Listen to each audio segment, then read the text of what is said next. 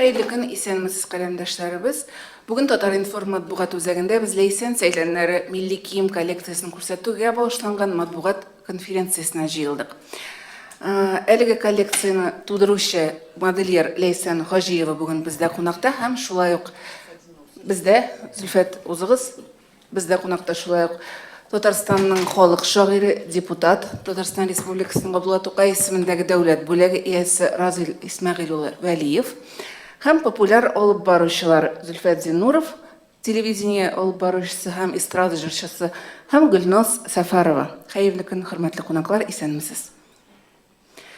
Һәм инде әлбәттә без шушы Ләйсән сәйләннәре бәйрәме уңаеннан җыелганбыз икән. Беренче сорау Ләйсән ханым сезгә булыр. Әлеге бәйрәмне оештыру идеясе ничек туды, ничек барлыкка килде, рәхим итегез.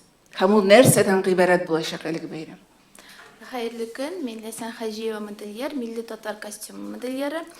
Һәм инде Разил Исмәгыйловичның бик матур сүзләре бар. Я үзем үзгәрәм, я дөньяны үзгәртәм дигән. Минем үземне үзгәрергә кирәкми, бик тырышырга кирәк булмады, чөнки минем әти дә, әни дә бик милли җанлы булдылар. Бигрәк тә инде әти мине концертларга, театрларга йөртте. Ә инде дөньяны менә шушы проект аша әз генә үзгәртергә булдым, чөнки милли кием татар милли киеме инде хәзер бик актуаль, ләкин ул кызганычка каршы безнең сәхнәдә генә калды, без аны сәхнәдә генә күрәбез. Мин үзем бик күп артистлар белән эшлим, сәхнә киемнәрен тегәм. Һәм инде менә шушы киемнәрне, ниндидер элементларны, ниндидер чәчәкләрне мин гади тормышка да кертергә булдым, көндәлек киемгә кертергә булдым. Менә шушы проектта минем 4 коллекция була ала берсе, һәм инде татар эстрада җырчылары ул Салават Миниханов, Гүзәлем, Ләйсән Гимаева, Резидә Шарафиева, Алсу Абулханова һәм инде башкалар барсында, чөнки мин дулкынланам, барсында хәзер искә тота алмыйм. Бик матур тамаша булачак дип уйлыйм мин. Ләйсән ханым, әгәр дә мөмкин булса, безнең залда рус басмаларыннан, рус мәгълүмат чараларыннан да журналистлар бар. Алар өчен русчада кабатласагыз, рәхмәтле булыр идек. 15 мая в филармонии состоится фэшн-шоу, посвященное это национальному татарскому костюму, то есть это идет стилизация татарского костюма. К сожалению, мы татарский костюм сейчас видим только на эстраде, на сцене, поэтому я решила сделать каждодневным этот костюм, так как чтобы могли надевать все, носить все, и мужчины, и женщины в быту, не стесняясь. Знаете, к сожалению, я вот так считаю, что ровно 100 лет назад мы потеряли немножечко, у нас не было продолжения костюма, так как случилась революция, и после этого уже не было возрождения какого-то. Костюм, к сожалению, остался для нас только у бабушек в памяти, в книгах и в тканях тех лет. То есть сейчас современного костюма нет. Я поэтому пытаюсь его осовременить и стилизовать. Спасибо. Разил әфәнде, сезгә сорау. 2016 елда Татарстан Дәүләт Советы утырышларының берсендә милли кием көне булдыру турында тәкъдим булды. Һәм әлеге тәкъдим бүгенге көндә нинди стадияда татар җәмәгатьчелеге аны бик теләп кабул итте һәм әлбәттә без барыбыз да телибез безнең татар милли киеме көне булуын республикада. Хәзер менә бу процесс нинди стадияда бара? Көн булачакмы? Милли кием мәсьәләсе Татарстан Дәүләт Советында каралды, тикшерелде, без фикер алыштык, үзебезнең карарыбызны да кабул иттек. Ни өчен без мондый карар кабул итәргә булдык? Чөнки әгәр дә без милләтебезне сакларга телибез икән, аны төрле яктан өйрәнергә һәм аның өчен төрле шартлар тудырырга тиешбез. Без әйтәбез бит, туган телдән башка милләт була алмый дип, чыннан да шулай. Туган тел генә түгел, милләтне бит милләт иткән нәрсәләр бик күп ул. Милләтне шулай милли кием дә милләт итә, милли гореф-гадәтләр, йолалар да милләт итә, милли музыка, милли җырларыбыз, милли моңларыбыз да, милли ашларыбыз да. Шуңа күрә әгәр дә без милләтебезне чын мәгънәсендә саклап калырга уйлыйбыз икән, аны бөтен яктан өйрәнергә һәм аның өчен шартлар тудырырга тиешбез. Инде милли кием ул иң төп атрибутларының берсе милләтнең. Татарда юкка гына әйтмиләр бит, ул руста да әйтәләр аны, киемеңә карап каршы алырлар, акылыңа карап затырлар ди. Без бик теләр идек, безне каршы алган вакытта татар икән бу дип каршыласыннар дип. Һәм татар киеме белән каршы алсыннар, һәм татар акылы белән безне затып калсыннар иде. Менә Урта Азия республикаларына барабыз, әллә каян күренеп тора, монсы үзбәк икәне. Чөнки киеменнән, аның белән сөйләшмичә аның кем икәнен белеп була. Аннары бер Балтикка барасың, Балтик буй республикалары. Анда шулай аларның үзләренең милли киемнәрендә, дөньяның бик күп илләрендә халыклар үзләренең милли киемнәрен саклап калганнар. Менә киләсе елга безнең бик галимебез, дин әһлебез Шихабетдин Мәрҗәнинең тууына 200 еллыкны бәйрәм итәбез. Аның язып калдырган шундый сүзләре бар. Әгәр дә милләтне саклап калырга телисең икән, менә әлегә дә мин әйткән сүзләрне әйткән ул, билгеле ул миңа караганда алдарына әйткән, туган телне сакларга кирәк, гореф-гадәтләрне, йолаларны һәм милли киемне сакларга кирәк дип әйткән. Ул чыннан да шулай. Һәм без Татарстан дәүләт сайтында бу хакта бик тә җитди сүз алып бардык. Карарыбызны кабул иттек. Менә ул карар монда да бар. Ул 2016 елның 15 ноябрендә кабул ителгән иде.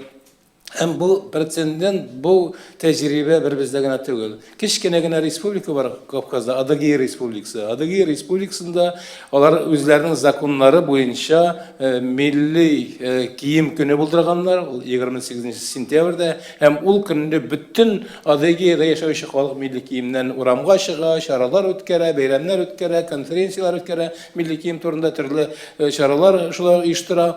Biz алардан киммени. Biz алга киткән халык, ягъни аның бер халкыннан да ким халык түгел. Шуңа күрә без һичшиксез киләчәктә үзебезнең милли киемебез булырга тиеш. Ул бүгенге көндә дә бар, әмма ләкин аны халыкка әкренләп кире кайтарга кирәк. Bilgin менә Ләйсән Мигдәрс әйтә, бүгенге көндә милли киемне бары тик сәхнәләрдә генә күреп була. Һәм ул сәхнәләрдә дә ул бер дә һич кенә дә безне канәгатьләндерер дәрәҗәдә түгел. Ул шул хәтле шуар, анда нәрсәләр генә юк. Бигрәк тә миңа егетләрнең, ир кешеләрнең милли киемнәре ошамый, татарларның. Аның балагында да чәчәк, якасында да чәчәк, җиңендә дә чәчәк, түбәтәендә дә чәчәк. Шул хәтле чәчәк булмый бит инде. Аның чамасы булырга тиеш. Һәр нәрсәнең чамасы булырга тиеш. Аннары тагын бер нәрсә милли кием дигәннән, чабата безнең милли киемме? Безнең бик күп биюләребез, чабата биюләребез бар әбеттеге. Татар бер кайчанда чабатаны милли киеме санамаган. Һәм чабатаны сәхнәгә күтәрү ул мәсхәрә итү безнең халкыбызны. Карагыз рус халкының биюләрен. Рус халкы гомер-гомергә чабата кигән. Берәр Моисеев ансамблендә берәр тапкыр чабата киеп бигәннәр күргәнегез бармы сезнең? Юк. Рус халкы бер кайчанда чабата киеп сәхнәгә чыкмый. Без чабатаны культ ясап сәхнәгә чыкмакчы булабыз. Гомумән бу мәсьәлә искиткеч җитди мәсьәлә. Бу хакта сөйләшәсе һәм сөйләшеп кенә каласы түгел. Гамәлләрдә классы бар. Мин карарыбыз турында әйттем. Без бу карарыбызны президентка җибәрдек. Президент аны тиешле урыннарга тапшырды, юллады. Мәдәният министрлыгына, хөкүмәткә, президент аппаратына һәм алар бүгенге көндәле сөйләшү бара. Кайсы көнне билгеләргә милли кием көне итеп. Президент та һәм президент аппаратында, министрлыкларда берсе дә каршы түгел. Андый көн булдырырга беркем дә каршы түгел республикада. Әмма ләкин менә кайберәүләр кыш көнен тәкъдим итәләр. Мәйтәм кыш көне тун киеп милли киемне күрсәтеп булмый бит инде.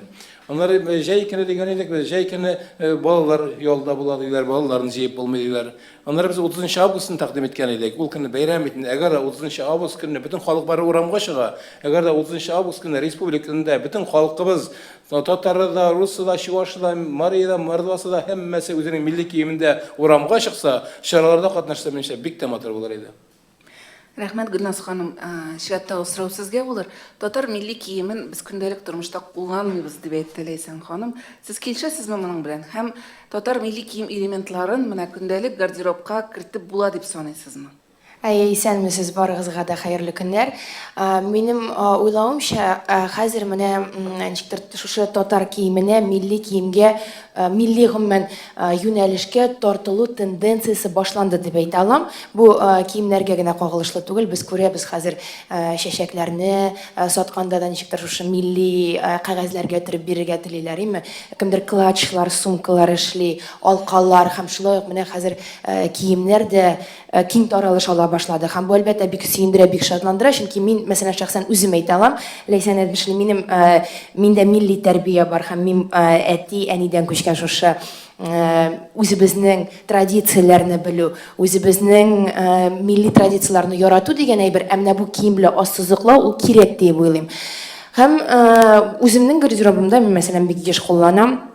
Шул ук мәсәлән Ләйсәннән без әйтәбез татар киеме дибез, име? Һәм менә Разил Исмәгыйль әйтте, кием дигәч, татар киеме дигәч, без шунда күз алдына киләбез. Монда яулык бәйләп куелган, бал итәкле күлмәк, әгәр дә без аны карасак тарих буенча, ул бит хезмәтчеләр кигән аны, шул ук чабатаны, шул ук шулай итеп яулыгын шулай итеп кенә бәйләп куйган. Яисә инде без чисто милли пәрәмәч булып киенеп бетәбез, име? Ул калфагы да бар, анда монда күлмәге дә бар, монда шулпысы да тагылган, тагын нәрсә, читеге дә чигелгән.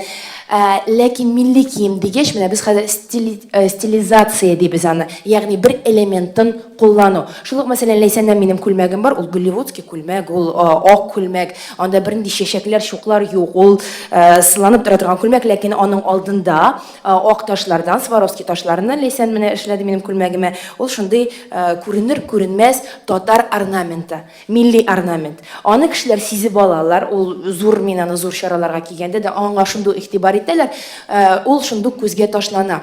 Шул ук мәсәлән минем алкаларым хәзерге моментта алар кичкенә генә, алар бик күренми, ләкин аларны бик яратып киям, чөнки алар үзебезнең татар орнаменты белән эшләнгән.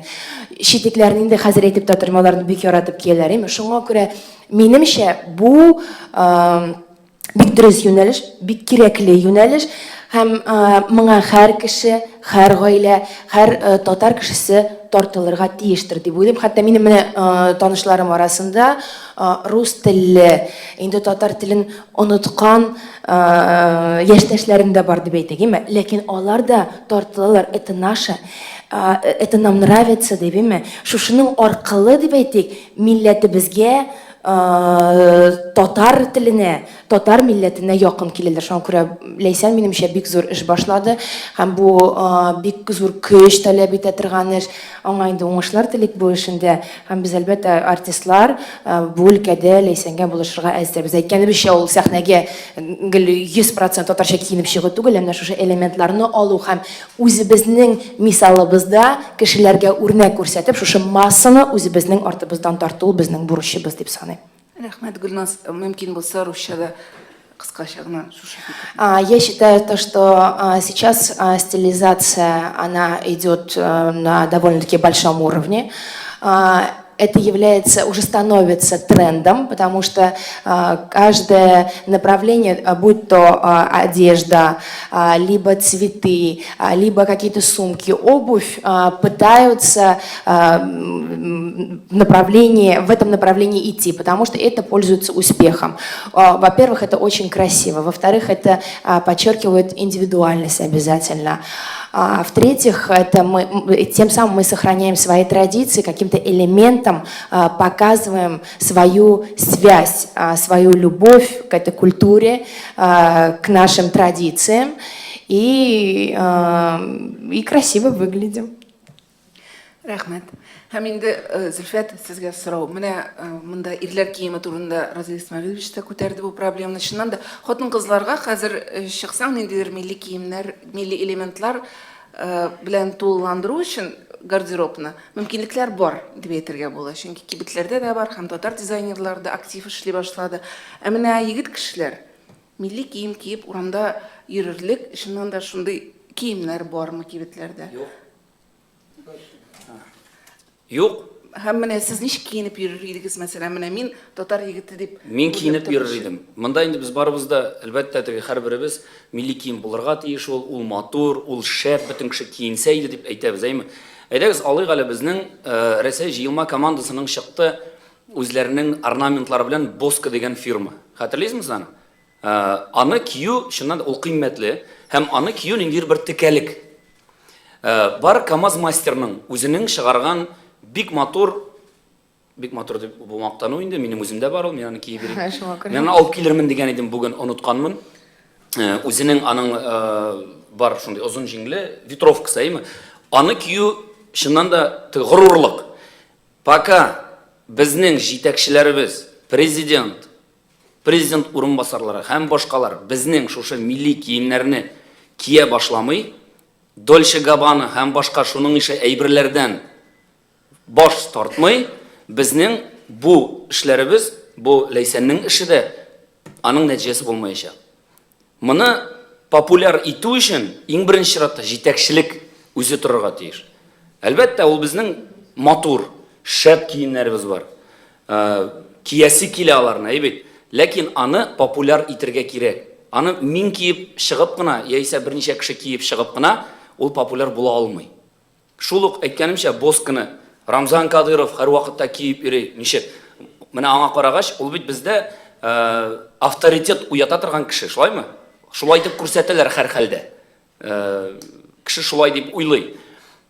Путин, шулай ук Медшин хәтта киеп йөри шушы Боска спортивкасын. Кисен милли кием. Кисеннәр киендирик, популярлаштырыйк. Разил әфәнде, бу сезгәдер инде. Зөлфәтнең фикере белән килешәм мин, чыннан да бик кызык фикер бу. Бер мисал китерәм әле. Моннан бер 20 еллык шамасы элек безнең вакытта хөкүмәтнең җитәкчесе Мөхәммәд Галләм улы Сабиров иде. Һәм ул бер көнне Дәүләт Советы сессиясенә киеп килде. Ул вакытта бик модалы грузин фуражкасына охшаган фуражка, бик затлы мехтан тегелгән. Һәм бер айдан соң тагын сессия булды. Карыйм, бөтен хакимият башлыклары шуны фуражка киеп килгән. Чөнки премьер-министр шуны киеп килгән. Onlar örnek alıp başkaları kiygenler.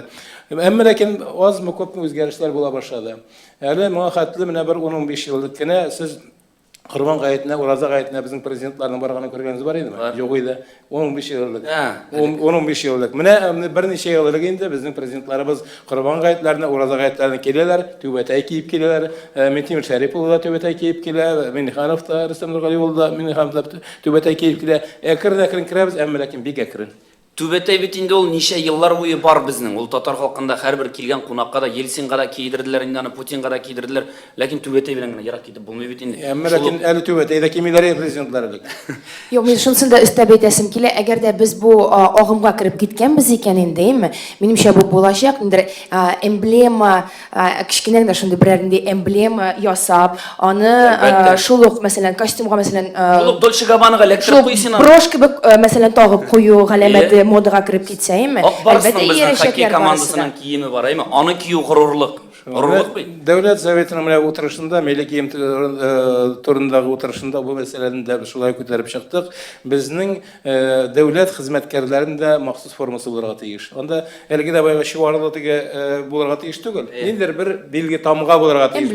Орнамент булырга тиеш. Һәм бигрәк тә чит илләргә чыкканда Татарстан делегациясе, рәсми делегация чит илгә чыга икән, әгәр ул шундый бер махсус костюм кия икән, милли тамга булган, ул инде аерылып торыр. Бик күп илләрдә бу нәрсә бар. Кичкенә генә булса да ул бар игътибарны җәлеп итеп тора. Рәхмәт. Һәм инде әлбәттә журналистларның сорауларына күчәбез. Рәхим итегез, Сөембикә журналы. Сөембикә журналы, Гөлнур Сафиуллина, Ләйсән ханым, минем соравым сезгә. Сез менә әйттегез, милли бизәкле кием салымны безнең сәхнәдә генә яши артистлар гына кия дип, башка кешеләр яла дип. Менә бүген матбугат очрашуына үзегез бер дә милли бизәксез кием килгәнсез. Сез дә ялдыгызмы? Телевидениегә дә килми әле ул шундый ни белән, ачык килә. Юк, мен ялмадым, чөнки сез игътибар итмәсездер минем муенса. Минем әбиемнән калган һәм инде балдаклар, беләзекләр, барысы да милли кием, ая кием, алар күренми. Чөнки мен Милли кием бит ул күрмәк кенә түгел, ул комплекс. ул стилизация, мен шуның өчен шуңа әйтәм, без фанат булырга тиеш түгелдер, чөнки менә бар, бөтенесен бар милли киемнең, бөтенесен бергә кияргә кирәк түгел. Ниндидер стилизация ясарга кирәк, көндәлек тормышта ул уңайсыз. Бөтенесен бергә кисәң, камзолны, бәбәйле итәкне, менә мәсәлән без барыбыздан мобиль кешеләр, мин машинада йөрим, мин ул күлмәкне кайда ничек Юк, ул бит стилизация, шуның өчен. Узын итәкне димәгән бит, Узын итәкләр димәгән. Менә камзол мәсәлән. Мәсәлән, әйтик, менә шушындый бер аксессуар бар бездә, изү. Ул французларда жабо. Нишләптер без жабоны тәкъдим итәбез, үзебезгә рәхәтләнеп киябез. Менә бу матур дип, әйзүне нишләптер кимибез. Ул бит бер чарада йөри. Күптән түгел Тукай көнендә безгә Башкортстаннан язучылар килгән иде. Һәм монда Лариса исемле шагыйрә ханым нәкъ изү белән килгән башкортлар ялмыйлар. Изүгә.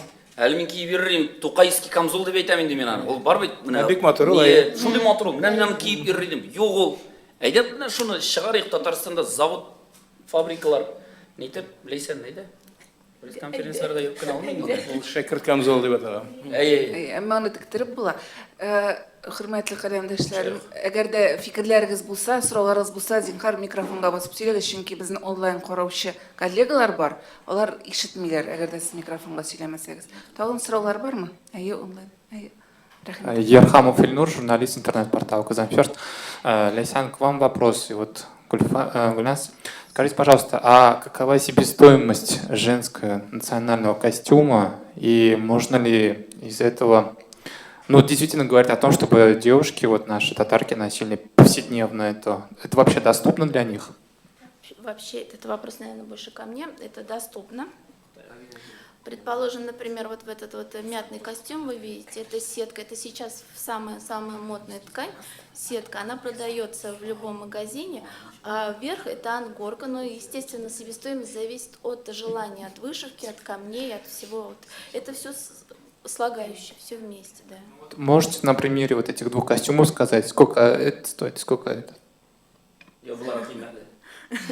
Это идут коллекционные, это из моих новых коллекций, то есть они в единственном экземпляре. Если это дублируется, то, естественно, там цена уже падает. Смотрите, если сравнивать с масс-маркетом, это, конечно, дороже, потому что handmade, мы говорим, это ручная работа. Если вы видите, там все расшито вручную. Лесян, у тебя еще была сумочка, чтобы ты наглядно показала всем, как это ночами все это вышивается. Конечно, это дороже масс-маркета. Если мы говорим, например, я покупала такие вещи, допустим, если обычное платье в масс-маркете мы можем купить за 3-4 тысячи рублей, такое платье будет стоить 6-7 и дороже.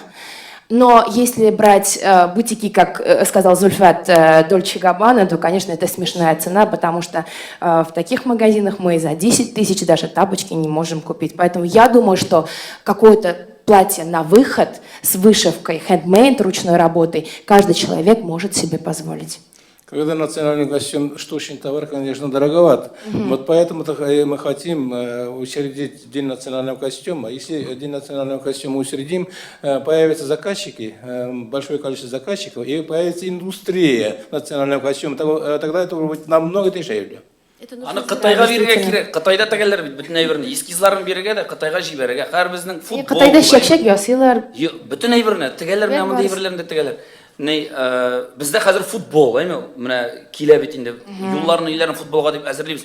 Соң менә шундый ук киемнән йөрсен волонтерлар, мәсәлән, киенеп йөрсен. Әйбит шәп бит. Ул килгән кеше күрә, шундый ук бизәкле, ниндидер, ну, спорт костюмы булсын. Спорт белән бәйле. Менә Разил Исмәгыйль әйткәнчә, бер эмблема шул ук спорт костюмында, шул ук футболкада. Алар бит самолеттан төшкәндә генә күрәләр, ипи тоткан шул кызны инде. Колфак кигән. Колфак кидертеп бастыралар да һәр вакыттагыча. Спортивный костюм булса ул. Onlar zenler hareket var, bit Zülfat zenlerden tağım Zülfat var iki kitap var. Zülfat hareket var, bütün hareket yok diye bulmay. Mena köpten tuğuna Aktanışqa bargan idim men. Aktanışta anda Tatar gimnaziyası var. Anda bütün okuyucularda milli formadan mektep forması. Mektepte bit şunday zakon boyunca şunday tertip var bizning. Her bir mektep özünün formasını buldura ala.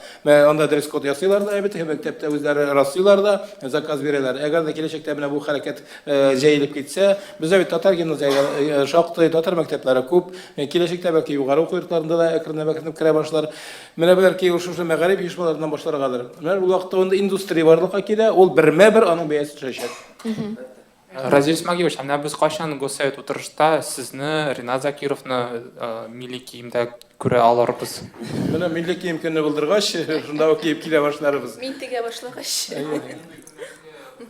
Күндәлекле утырышларда ярымы? Дәүләт Советында минем милли кием кигәнем юк, әмма ләкин бәйрәмнәрдә, башка урыннарда, мәсәлән, кичә без зиратта булдык, кичә бектә Мусу көн иде, Туфа Миңгөлдиннең бакыйлыкка күчүенә 5 ел иде. Без аны искә алдык, зиратка бардык, аннары дини әһелләр белән очраштык. Мин дини ишмаларга барганда һәр вакытта түбәдә әйтә киеп барам. Аннары дини чаралар булганда түбәдә кием. Әкренләп бездә теге урысча әйтмәсә психологик барьер бар. Менә шул барьерны үтәргә кирәк безгә. Шул барьерны айрым-айрым кешеләр безгә үрнәк күрсәтеп үткәргә булышырлар дип уйлыйм мин. Менә бит психологик барьерны, менә психологик барьерны үткән иде безнең Сара Садыйхова. Ул һәр вакытта да калфак киеп җирде. Калфак тагы бирде башына. Беркемнән дә ялмады. Бүген көндә Кадрия ханым бөтен татар конгрессына һәр вакыт милли киемнән җыри. Менә шундый үрнәкләр көннән көн арта барып, менә шул психологик киртәне булсак без, минемчә безгә җиңелрәк булачак.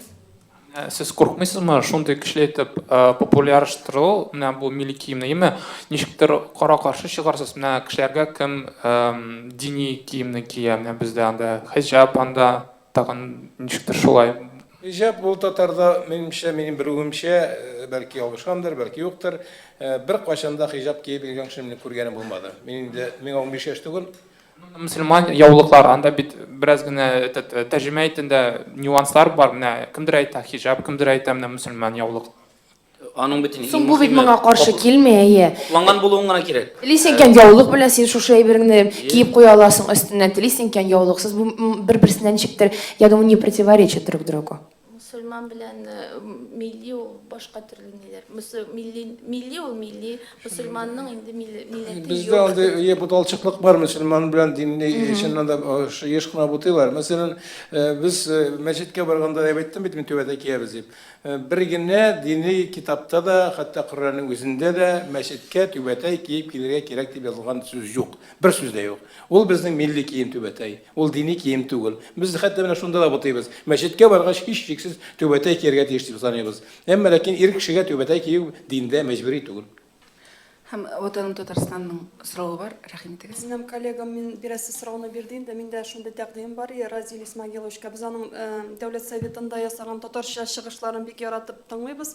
Әгәр ул шунда ниндидер бер орнаментлы милли киемдә кисә, башка депутатлар да бик каты сыкланып, бәлки берничәсе аннан үрнәк алып үзләре дә шулай киенә башларлар дигән тәкъдим. Килешәм, әкрен-әкрен шуңа барыбыз. Мин 90-нчы елларда татарча сөйли башлагач дәүләт советында, миңа ниндидер җүләр кеше караган шикелле карыйлар иде. Нәрсә булган инде бу урысча белмиме бу, әллә бөтенләй аңламыймы? Нәрсә башны катырып инде татарча сөйли дигәннәр иде.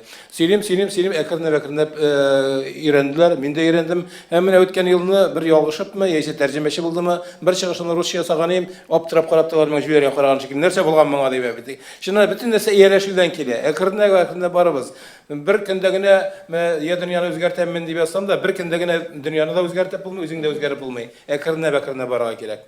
Анасы менә Ләйсәнгә сорауыма бер чыгышыгызда сез бер интервью әңгәмә вакытында әйткәнегез, бу милли киемнәр белән мин бер 5-6 ел шөгыльләнермен дә инде, аннары башка юнәлешкә күчәргә туры килергә мөмкин дип әйме. Бу сезнең ниндидер бер өметсезлекме, или сезнең теге ихтыяҗ сорау әзме менә шундый сорау. Милли кием турында яла әйтмәмендер, мен Юк, шушы мусульман юнәлеш киеме. турында, милли Мусульман киеме турында әйткәнмендер, чөнки мин берничә ел элек мусульман киемнәре белән дә шөгыльләнгән идем. Мин 2 ел көндәлек яулык киеп йөрдем, чөнки мин аңларга тиеш идем, ничек нәрсә ничек тегәргә кайсы юлдан барырга. Соңыннан инде менә шушы бөтенесен белеп бетергәч үзем өчен мин инде менә шушы мусульман киемнәргә аз гына милли орнаментлар кертә башладым һәм инде хәзер милли киемгә бөтенләй күчтем диярлек. Милли кием турында алай бер кышын әйткәнем юк. Менә татар стиле, татар орнаментлары кергән мөселман киемнәренә ихтыяҗ булдымы? Булды. Менә мәсәлән, беренче күлмәк ул аның калфагы да бар. Монда киертеп кенә булмады. Ул мусульман шулай дип әйтим, мусульман конкурсында, халыкара конкурста мусульман киемендә мин гран-при алдым менә шушы коллекция белән. Ләйсән бер кименә киләчәктә бер конференция фикер алышымы оештырып, сезнең модельерлар белән, фән белгечләре белән, сәнгать белгечләре белән менә нәрсә ул дини кием, нәрсә ул милли кием, менә шул турыда бәлки бер сүз алып бара кирәктер. Чыннан да аның артык чиге юк. Ул гаты кисеп куйган чиге. Анда алар бер-берсенә кушылган, бер-берсен тулыландырган урыннар да бар. Әмма ләкин сез дөрес әйтәсез, алар бер-берсеннән бик нык аерыла. Рәхмәт, сорау бар. Рәхим итегез. Полина Лисина, ГТРК Татарстан. У меня вопрос к Лейсан. Скажите, вот сколько моделей в вашей новой коллекции, которая будет представлена, вот вы говорили, 15 мая, и какие детали вот вы используете при создании, вот, при возрождении того костюма, может быть, вы уже ответили на этот вопрос, который вы говорили 100 лет назад, там, перестал развиваться, вы какие элементы, какие детали сегодня стараетесь возродить? У меня будет 4 коллекции, они совершенно все разные, то есть идет там чисто восточная коллекция, ну, подиумная или праздничная, можно сказать, каждодневная для тинейджеров, вот это вот мятный цвет, и черно-белая коллекция, то, что сейчас популярно. То, что я использую, это орнаменты, и беру из татарского орнамента обязательно, и вы видите на мятном костюме, это не просто рисунок, это идет как стилизация хасите. Сейчас мы хасите не можем носить, это будет, ну, как-то глуповато смотреться, давайте так говорить. Я его вшиваю в одежду, вышиваю, и это идет как национальный, и об этом никто не знает, что есть хасите, что есть изю. Путают, когда говорят кукрякша и изю, это совершенно разные вещи. То есть у нас нет... Мы не знаем свою историю костюма, к сожалению. Вот каких-то с помощью своих каких-то орнаментов, даже вот своих украшений я пытаюсь донести до людей, что можно одевать татарский костюм каждый день. Рахмет, спасибо. Сұраулар тағын бар ма? Потому что я хочу внести одну ясность. Вот, когда мы предлагали учредить День национального костюма, мы здесь подразумевали не только татарский костюм, День национального костюма всех народов Республики Татарстан, которые проживают в нашей республике. Siz bilmaysizmi Pisoshin u kunda nechta kiyimni kiyashak? Өзінің қойсы милләт вәкил деп санай шул киімде. Рахмет, тағын сұраулар бар ма? Әгер сұраулар болмаса, матбуғат конференциясын тәмамлаймыз. Әлбәттә инде журналистлар біздің спикерлар янына айрымда келіп сұраштыра ала. Онлайнны тәмамлаймыз. Бик зур рәхмәт килгәнегез өчен, игътибарыгыз өчен бик зур рәхмәт. Хәерле эш көннәре барыгызга да.